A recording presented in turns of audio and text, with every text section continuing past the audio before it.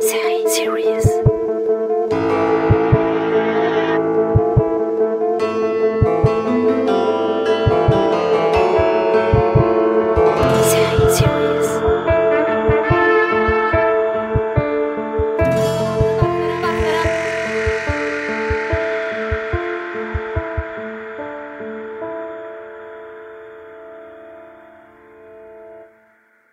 Il est très drôle. Veuillez accueillir Sir Ken Robinson.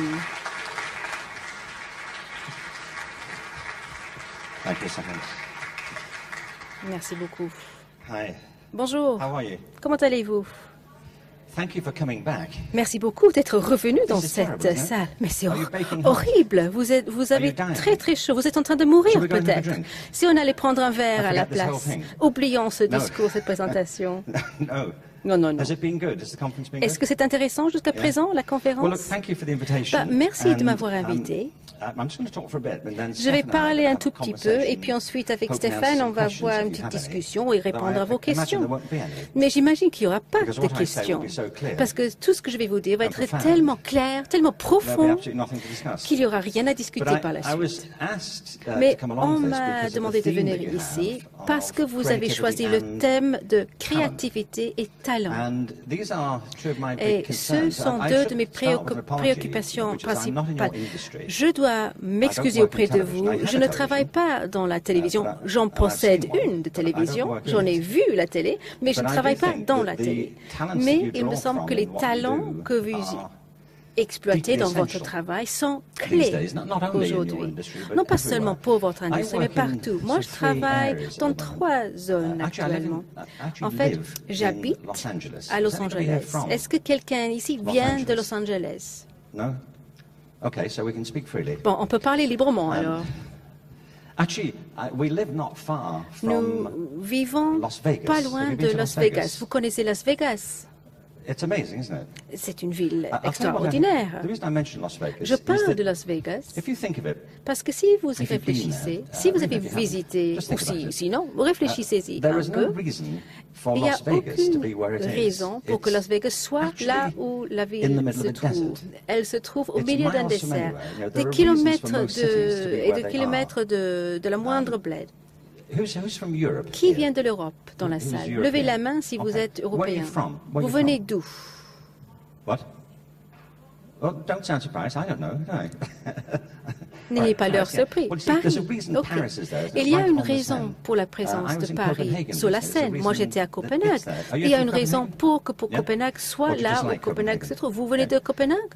I'm from Liverpool. Moi, je Yeah, suis there's né a à reason. Liverpool. Il y a une Why it's raison there. pour There's que a reason Liverpool soit là où why Liverpool Fontainebleau se trouve. is here. Il y a une raison pour I don't know what la it is. présence de Fontainebleau. Yeah, but- Je ne connais pas but there is cette a reason raison, why mais it's here. la raison existe. Most cities La have plupart des villes an advantage in their position. You know, they're near a ont river, un or positionnement they're near, avantageux a port, près d'une or a natural rivière, harbour, près d'un or on a hill port for naturel ou defense. sur une colline If pour les you've been raisons to de Las Vegas, défense. there's no reason Si for it to vous be avez there. Las visité Vegas Las Vegas, il n'y a is in the middle aucune of raison nowhere. There's no pour natural être water là. supply. Il n'y a pas And de yet, source it's d'eau the fastest growing city naturelle, in America. mais c'est la And the ville reason qui is, croît which le is what I plus wanted to vite say a aux few words États-Unis. about, that Vegas Parce is que a fantastic Vegas example of the most distinctive est un power exemple de la I think that puissance human la beings plus possess. distinctive que You know, possède there l'être isn't humain. much that separates human life from Il the n'y a rest of pas life on grande Earth, différence really. entre l'être humain But et le something reste de la does. You vie know, sur there's a la reason Terre. why Mais il y a we live une in great chose, il y a cities une and raison we've pour laquelle invented nous television vivons dans des villes, and que nous other avons creatures have inventé not. la télé et There's a les reason autres why créatures we ne l'ont produce great pas works of fait. art. Il y a des There's a reason raisons why pour Chateau quoi Fontainebleau is nous such an créons ornate des œuvres d'art. extraordinary Il y a des building. And raisons other pour animals que are producing le nothing but château de approaching Fontainebleau what we soit produce. tellement éblouissant And I think et we les lose autres touch animaux often n'ont with rien our fait de la sorte. connections to natural Et nous world, but in one perdons respect, we're souvent different. nos liens And the difference avec is le monde naturel. La that we différence have very powerful est que nous imaginations. avons I une think it's the imagination most powerful, débordante. C'est puissante, notre ability that imagination. human beings C'est possess. la The ability capacité to la bring plus into mind importante de things l'être that aren't humain. present. Nous pouvons And appeler à notre what follows from cerveau, à notre imagination esprit, is les a whole choses suite qui of other n'y sont powers pas. which are more Nous practical, avons which is d'autres pouvoirs what we qui call sont beaucoup creativity. plus pratiques. But here's the La thing, I work in créativité. education, Moi, je I work travaille in- dans with l'éducation businesses on their avec innovation les strategies, entreprises and pour I leur work a lot in stratégie the cultural d'innovation. Et sector. je travaille aussi dans le secteur culturel. And my experience of it is this, Et mon that expérience est la these suivante. powers that we possess Ces of creativity pouvoirs have de now created créativité que nous the most possédons extraordinary ont challenges créé for us, les plus grands for défis life on pour Earth. nous et pour la vie sur Can I la ask you, how Terre. many Combien human beings êtres humains ont vécu sur notre terre depuis le début des temps? Combien d'êtres humains? Je vous donne un indice. Je ne parle pas des créatures préhistoriques qui ont un mâchoire exagéré, qui traînent les bras par terre. Je parle des personnes modernes, des gens beaux comme nous le sommes, qui s'expriment bien, qui ont un profil très attrayant, qui sont stylisés aussi. On a été combien? Je vous donne un indice. Les êtres humains sont sur la planète depuis, les gens comme nous, depuis 150 000 années. On faisait la cuisine beaucoup longtemps avant cela, mais les gens comme nous sont là depuis ce laps de temps. Combien on a été dans tout ce temps? Quel chiffre vient dans votre esprit? 10 milliards? 20 milliards? 2 milliards? Est-ce que quelqu'un va me dire 30 milliards? Oui, la dame là-bas a jugé. Vous avez acheté l'humanité entière. Personne ne connaît la réponse. Pas vraiment. Pas sans l'ombre d'un doute, puisque personne n'a compté depuis la nuit des temps. Mais si vous tapez cette question dans Google, vous allez découvrir des sites web qui se consacrent à cette question bien précise. Et on dit qu'il y a eu 100 milliards d'êtres humains comme nous sur notre planète Terre dans les 150 000 ans passés. Les gens avec nos sensibilités, notre capacité de parler des langues, de créer, de planifier notre avenir, de réfléchir avec nos sensibilités. Et je souhaite en dire deux choses. Premièrement, parmi ces 100 milliards de personnes, presque 10% sont sur Terre actuellement. Nous sommes 7,5 milliards actuellement. Vers la fin de la siècle, on sera 10 milliards. Donc 10% du nombre total des êtres humains comme nous sont actuellement sur la Terre. Et la plupart est là depuis 300 ans. Depuis la construction de Fontainebleau, par exemple, il y avait 1 milliard de personnes. Maintenant, il y a 7,5 milliards et on se dirige vers 10 milliards. L'autre chose est que chaque vie a été différente. Combien d'entre vous êtes en train de faire ce que vous imaginiez que vous alliez faire lorsque vous étiez à l'école? Non, peut-être quelque chose. Combien d'entre vous avez des enfants ou des petits-enfants? Et les autres, vous avez vu de tels enfants, des petits-enfants. Voilà ce que je souhaite dire. Nos pouvoirs de créativité ont créé une série de défis. Une combinaison de deux choses. Premièrement, la croissance de la population. Deuxième, l'utilisation de la technologie qui transforme la planète, quelquefois pour le bien, quelquefois pour le mal. Beaucoup d'évolutions se sont présentées récemment et je crois que les gens qui ont découvert le talent de création ont la responsabilité d'annoncer au monde que nous devons faire face à ce défi. La technologie propose une solution, mais selon mon expérience, les gens sont éduqués, ils passent sur le système éducatif sans découvrir leur talent. Moi, j'ai publié un livre qui s'appelle « Les éléments. Comment trouver votre élément peut tout changer ». Ce livre est fabuleux. Je vous le dis. Il faut l'acheter, ce livre. Pas une copie, mais plusieurs copies pour les gens que vous aimez et vous admirez.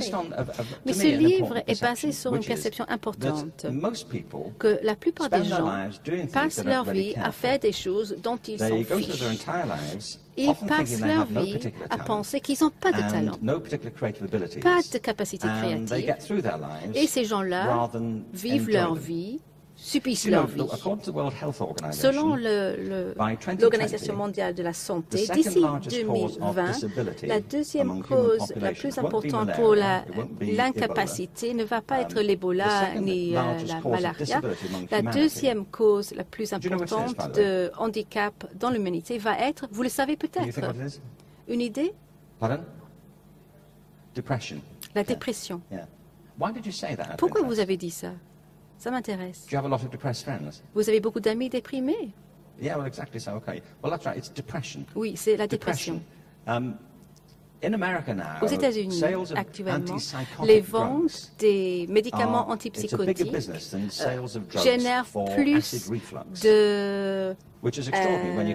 d'argent pour les médicaments pour les problèmes digestifs. Et les États-Unis encouragent les problèmes digestifs. Donc, plus on devient riche, plus on devient déprimé, parce que les gens n'ont pas encore trouvé le sens de leur vie. Il y a une émission à la BBC l'année dernière sur le nombre de personnes qui peuvent vivre sur la planète Terre. L'émission s'appelait « Combien de personnes peuvent vivre sur la Terre ?» Le BBC est doué en ce qui concerne les titres, n'est-ce pas? Ils ont trouvé cette conclusion-là. Si tous les 10 milliards de personnes qui seront sur Terre à la fin du siècle, si toutes les personnes consommaient, on n'a pas besoin de smartphones, si tout le monde consommait l'eau, la nourriture et les combinaisons au même taux que les gens de Rwanda, la Terre pourrait supporter 15 milliards de personnes. Donc, on a fait la moitié du chemin. Mais ils ont dit que si tout le monde consommait au même taux que les Américains, la Terre pourrait contenir 1,5 milliard de personnes. Donc, on a dépassé de 5 fois le taux. Donc, quand je parle de défis énormes, c'est la vérité. Nous surpeuplons la planète, nous continuons à nous déchirer avec des problèmes culturels sans parade apparente. Donc, on nous dit que si tout le monde sur la Terre consommait comme apparemment on souhaite consommer, il va falloir quadrupler la planète. Alors, tous ces défis-là sont créés par l'humanité, par notre capacité de créer des formes de vie qui s'accélèrent. Par exemple, est-ce que vous avez un iPhone? Qui a un iPhone? Moi, j'en ai un. Je l'ai eu il y a 6 ans. L'iPhone a transformé votre industrie ainsi que notre monde. La technologie intelligente a transformé notre monde, a changé nos attentes, les choses auxquelles nous réfléchissons, comment on fait certaines choses et notre sens de nos propres capacités. Avec ces technologies, elles illustrent notre créativité. Les gens se nourrissent des idées des autres. Si une idée peut être transformée, elle engendre toutes sortes de conséquences inattendues. Par exemple, il y a une femme, vous ne le connaissez certainement pas, elle s'appelle Brigitte Driscoll. Et Brigitte Driscoll a une place dans l'histoire de l'histoire à regretter. C'était la première dame à être tuée par une voiture à Londres en 1855. Elle est allée voir une démonstration de voiture, elle n'en avait jamais vu, et c'est une Mercedes ou un Benz à l'époque, l'a renversée. Elle roulait trop vite, la voiture. Pour la dame, elle n'avait pas le temps de s'écarter. Elle roulait à 3 km/h. Tout s'est passé trop vite. Elle n'a pas pu s'écarter. Donc, il y a eu une investigation et on a dit que c'était un accident très rare qui ne devait plus jamais se reproduire. Mais bien sûr, il s'est reproduit. 20 millions de personnes, jusqu'à présent, ont été tuées par un accident de voiture. Ce n'était pas le but de Henry Ford, ce n'était pas le but de Benz ou de Mercedes. C'était inattendu, une conséquence non voulue de la technologie. Lorsque Logie Baird a inventé la télévision au début du XXe siècle, il n'imaginait pas Fox News. Pour être juste, personne n'aurait pu anticiper Fox News. Moi, j'ai un iPhone. Lorsqu'il a été lancé en 2007, il y avait la possibilité de mettre des applis. Il y en avait 800 au lancement. Il y a maintenant 3 millions d'applis pour l'iPhone. La plupart non imaginées, non planifiées, non développées par Apple. Et il y a une appli pour l'iPhone qui le convertit dans une harmonica pour jouer les blues. Mais pourquoi? J'ai une harmonica que je peux utiliser pour les blues. C'est plus petit que mon iPhone. Bien sûr, je ne peux pas envoyer des messages avec mon harmonica, mais c'est une des conséquences non voulues. Beaucoup des technologies qui ont évolué dans les 300 dernières années ont des conséquences inattendues. Et moi, je dis, mon hypothèse est que nous sommes dans un point de développement de l'humanité où il ne faut pas abandonner nos pouvoirs créatifs. Il faut investir dans ces pouvoirs. Il faut comprendre leur profondeur, leur capacité inépuisable si on les cultive comme il faut. C'est un droit personnel de l'individu et c'est une nécessité sociale d'investir profondément dans le développement de ces ressources. Le problème est que les systèmes dans lesquels on devrait investir ont l'effet adverse. Par exemple, l'éducation. Je travaille beaucoup dans l'éducation. La plupart des enfants sont déprimés parce qu'ils n'ont pas découvert le talent. Ils croient qu'ils n'en ont pas de talent. Qui est allé à l'école en France? Levez la main. Aux États-Unis. Moi, je voyage entre les deux pays. La plupart de nos systèmes sont basés sur des principes qui, à mon avis, ne correspondent pas à l'épanouissement de l'être. Et les sociétés font la même chose. Premièrement, je veux vous dire que les systèmes scolaires sont basés sur la conformité, tandis que nos enfants illustrent le principe inverse de différence. Qui est-ce qui a des frères et des sœurs?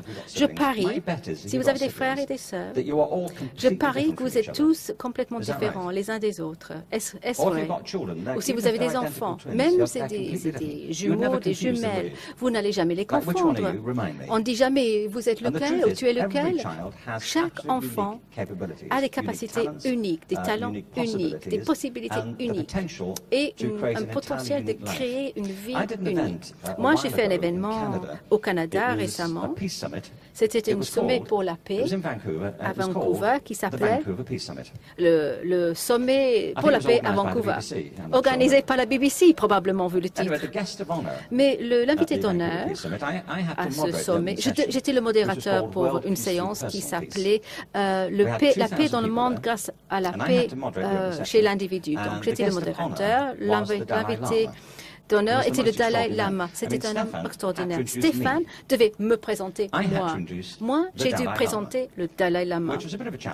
C'était un défi quand même, parce que le Dalai Lama représente une tradition de sagesse qui existe depuis 2000 ans, basée sur la réincarnation. Le même esprit renaît constamment dans le nouveau Dalai Lama. Et ceci existe depuis 2000 ans. Donc, il y a beaucoup à dire dans une introduction, si vous souhaitez tout couvrir. Et je me suis rendu compte qu'en fait, je ne devais pas le présenter. Si ton nom commence avec the ou le, tu peux te détendre. Quel Dalai Lama s'agit-il? C'est le Dalai Lama. Il a dit pas mal de choses. Être né, c'est un miracle. Donc, qu'est-ce que vous allez faire avec votre vie? C'est une chose très profonde et simple à dire. Chaque vie est unique. Vous n'avez jamais été sur la Terre avant. Chaque vie est imprévisible, unique. Et les vies que nous créons dépendent sur la découverte de nos capacités naturel. C'est là votre élément et c'est là où la passion rencontre le talent. Et c'est là où je veux en venir. Moi, je crois que la ressource la plus importante que nous possédons est où sont les pouvoirs de créativité et de talent. La créativité, ça fait travailler votre cerveau. Le talent, c'est une aptitude naturelle que l'on peut traduire dans une capacité pratique. Chez chacun, c'est différent, mais le système éducatif est basé sur la conformité, non pas la diversité. Et l'autre principe sur lequel est fondé notre système scolaire et nos entreprises, c'est la linéarité. On peut regarder vers l'avenir, confiant de l'avenir. Vous pouvez le prédire. Mais il s'avère que la vie humaine est imprévisible.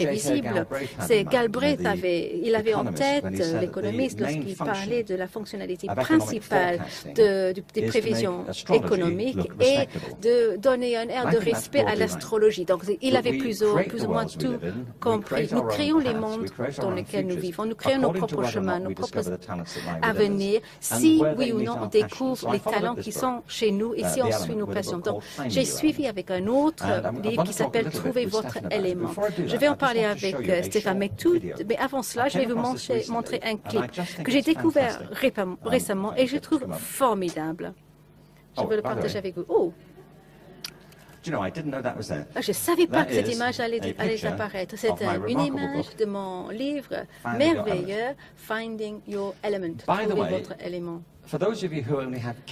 Si vous n'avez qu'un Kindle ou un iPad, ce n'est pas le livre. C'est une image d'un livre. Le livre est beaucoup plus petit et plus facile à transporter avec vous. Mais ce livre vous montre le chemin pour découvrir vos talents. Et si vous avez des enfants ou vous travaillez avec des gens qui ne connaissent pas encore leurs talents, je voulais vous le montrer parce que c'est remarquable. C'est au Paraguay. J'ai trouvé ce projet qui illustre la créativité inépuisable des êtres humains dans les bonnes circonstances et deuxièmement, la profondeur inépuisable de nos talents si on les identifie. Et un troisième point, et c'est pour cela que je parle de la technologie numérique, la créativité humaine est très souvent une conversation avec la technologie. La technologie fait deux choses, si soit une harmonica ou un outil agricole. Ça nous élargit le cerveau aux choses qu'on n'aurait pas imaginées sans la technologie. Pensez à un orchestre symphonique. C'est une boîte d'outils. Les instruments n'ont pas de musique en soi. La musique vient des musiciens, mais grâce aux outils, on a des idées musicales qui ne seraient pas disponibles sans la technologie. Mais regardez cet exemple. Il y a un groupe qui a développé la technologie basée au Paraguay dans un petit village construit sur une décharge.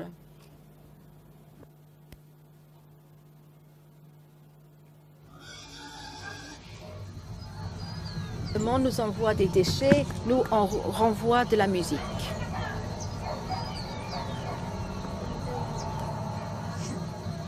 Un bidonville construit sur une décharge. Je m'appelle Ada Maribel Rios, j'ai 13 ans et je joue le violon. Je m'appelle Juan Manuel, on m'appelle Bepi, j'ai 19 ans et je joue le violoncelle. Il est fait d'un bidon de pétrole, du bois qui a été jeté et ça on l'utilisait pour faire des gnocchis. Et voilà le son que je peux faire avec.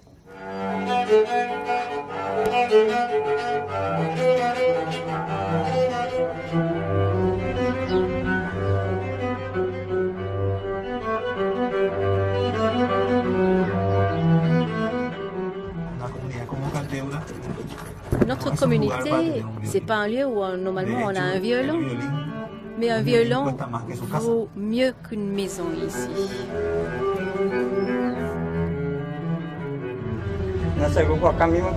On a trouvé la forme de ce violon ici. Et c'est alors que nous avons commencé à faire des instruments recyclés.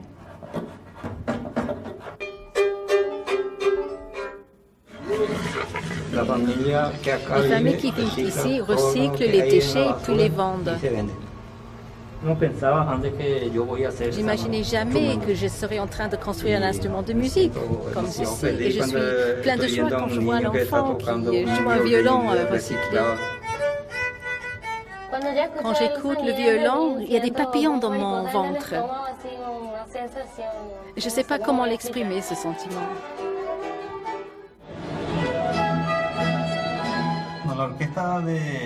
L'orchestre recyclé est un orchestre qui joue avec des instruments qui sont fabriqués de déchets.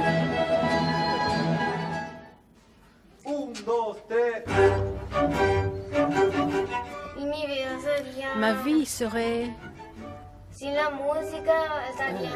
inutile sans la musique.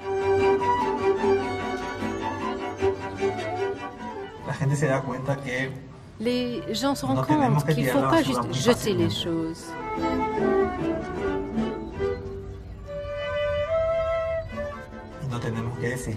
Bon, on ne devrait pas jeter les gens non plus.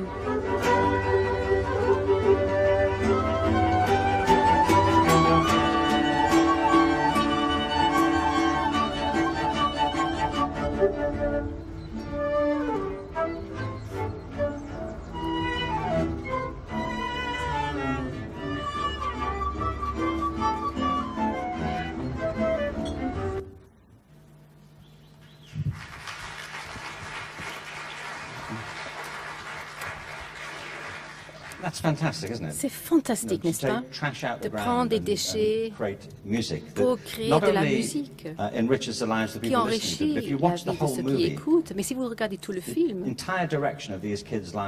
la vie de ces enfants a été modifiée par les possibilités qu'ils ont découvertes au fond d'eux-mêmes. Et comme les déchets par terre, j'ai ce sentiment-là que les ressources sont profondément en nous. J'ai parlé de Las Vegas au début de ma présentation.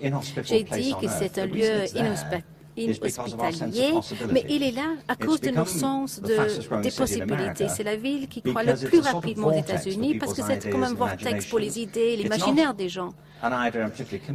Ce n'est pas une idée que je conseille, que j'approuve, mais c'est quelque chose, c'est la preuve que l'humanité a toujours vécu dans un monde virtuel. On a toujours occupé une réalité virtuelle. C'est comme ça, c'est ça qui nous met à part du reste de la vie. Nous créons un monde avec nos langues, nos arts, nos valeurs. Et la façon qu'elles ont permis nos différentes cultures, on l'a toujours fait. On a toujours été dans une réalité virtuelle. Le défi aujourd'hui, en tant qu'espèce, est d'aller beaucoup plus profondément dans la recherche de nos talents et de les permettre de s'épanouir. Ça veut dire changer l'éducation, les affaires, les communautés. Il ne s'agit pas de réclamer le contrôle, la maîtrise. C'est comme aujourd'hui, c'est le contrôle de notre climat, créer un climat de possibilités. Et si on réussit en cela, nous n'allons toujours pas pouvoir prédire l'avenir, mais collectivement, on aura un avenir que nous, avec nos enfants, on aimerait bien occuper.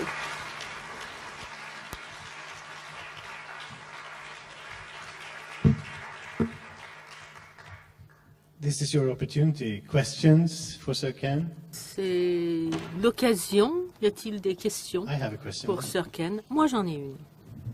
In your view, de votre point de vue, lecturing or speaking around the world, quand vous faites des conférences dans le monde entier, how does your talks and your ideas influence people? Have you made a change? Avez-vous changé? Est-ce que vous avez pu apporter, ce que vous leur donnez, est-ce que ça a changé la vie des gens qui vous écoutent?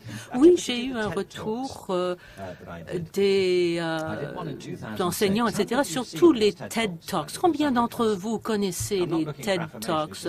Je ne cherche pas quelque chose de particulier. Le premier qu'on a fait a été visionné par 300 millions de personnes.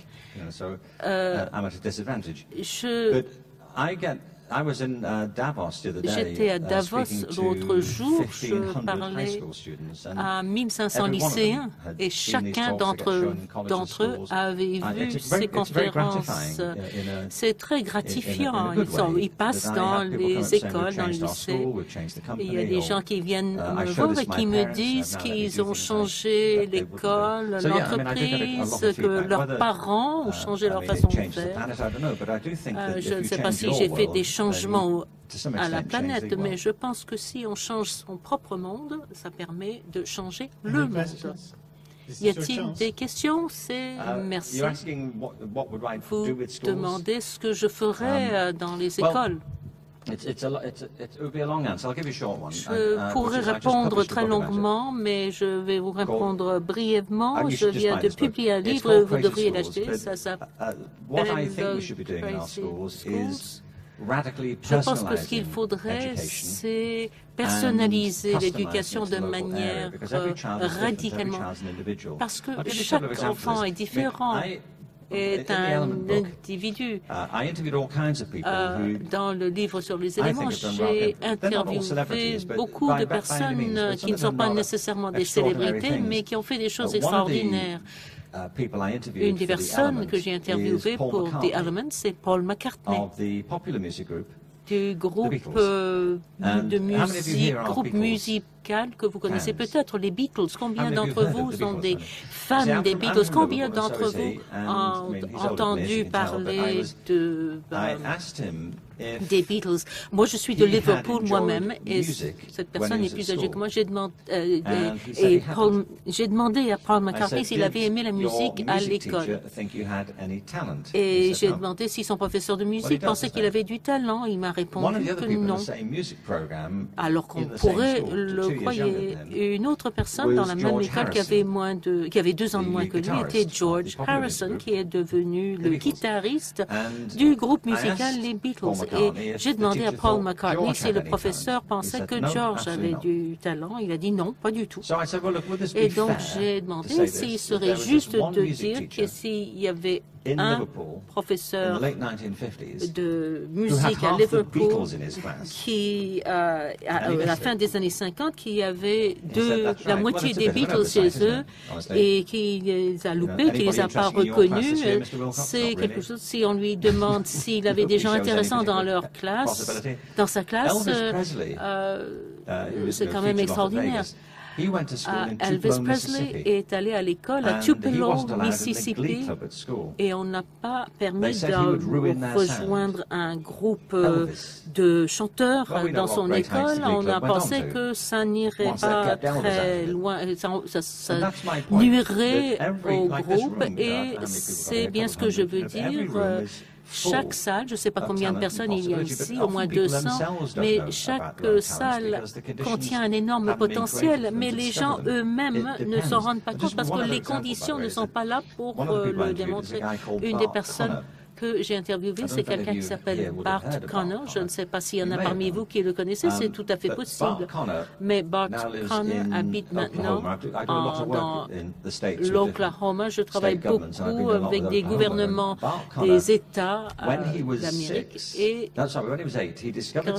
j'ai travaillé avec lui à l'âge de 8 ans. Et il a appris quelque chose de très intéressant sur lui, c'est qu'il pouvait marcher aussi bien sur les mains que sur ses pieds, aussi facilement que sur ses pieds. Il a dit que ce n'était pas très utile, mais ça amusait les gens. C'était un divertissement. Ah, il faut s'arrêter maintenant. Donc c'était divertissant. Et puis il a appris qu'il pouvait monter et descendre les escaliers sur ses mains aussi facilement que sur ses pieds. Et il le fait toujours à 40 ans. Et quand il avait 10 ans, sa mère, qui observait cela, demandait à l'école s'il pouvait amener Bart au centre de gymnastique où il habitait à Morton Grove, dans l'État d'Illinois. Et Bart a dit qu'il n'oubliera jamais le moment où il est entré dans le gymnase. Je lui ai demandé pourquoi. Il m'a dit que c'était comme Disneyland et la grotte de Père Noël. Dans quel sens il y avait des trampolines, des barres parallèles, tout ce qu'il fallait pour la gymnastique. C'était absolument enivrant. Est-ce que c'est la réaction que vous avez quand vous entrez dans un gymnase? Est-ce que c'est enivrant? Moi, certainement pas. Moi, au contraire, il faut que je m'enivre avant, et je dois passer plus de 5 minutes dans un gymnase. Mais lui, il y allait tous les jours pendant 10 ans. Et 10 ans plus tard, il a participé aux Jeux olympiques de Montréal, représenté les États-Unis pour la gymnastique. Il est devenu le gymnaste le plus décoré de l'histoire des États-Unis. Maintenant, il habite à Norman, dans l'Oklahoma. Il est marié avec Nadia Comaneci.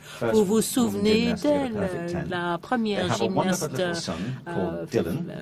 femme qui a eu 10 sur 10. Ils ont un fils qui s'appelle Dylan. Pourquoi pas Bob? Il l'a nommé pour Bob Dylan. Et c'est peut-être parce qu'il a passé sa vie à l'envers, à marcher sur les mains. Et ils sont tous les deux des personnes très importantes dans le mouvement des Jeux olympiques pour les handicapés. Les Paralympiques plutôt, et rien ne se serait passé si sa mère n'avait pas cherché à exploiter ça en quelque sorte, parce que la plupart des mères ont dit arrête-toi de marcher sur les mains, fais tes devoirs. Plutôt que de faire ça, elle l'a encouragé à le faire, mais même si elle l'a encouragé, elle ne pouvait pas imaginer ce que serait la suite de sa vie. La vie n'est pas linéaire. La vie, c'est quelque chose dont on crée le parcours au fur et à mesure. Chaque vie est individuelle. Je ne pense pas que sa mère pensait que si on l'amenait au gymnase à 10 ans, je sais que Bart peut faire marcher sur les mains. Il y a cette fille en Roumanie et j'ai un album de Bob Dylan et puis voilà comment tout cela se retrouve. Mais c'est pas comme ça que ça fonctionne. Et je pense que le problème des écoles, c'est que sont basées sur le contraire. C'est que si les gosses font la même chose et qu'ils font des études, ils auront des diplômes, ils deviendront avocats, etc. Et le résultat est catastrophique. Donc je voudrais que les écoles s'adaptent au talent de chaque enfant. Il y a des choses qui sont importantes que nous apprenions tous en commun, mais il y a des choses que les écoles ont à nous apporter qui peuvent apporter beaucoup. Je crois qu'on n'a plus de temps. Ils veulent absolument que nous vous laissions. Merci beaucoup, Sir Ken Robinson.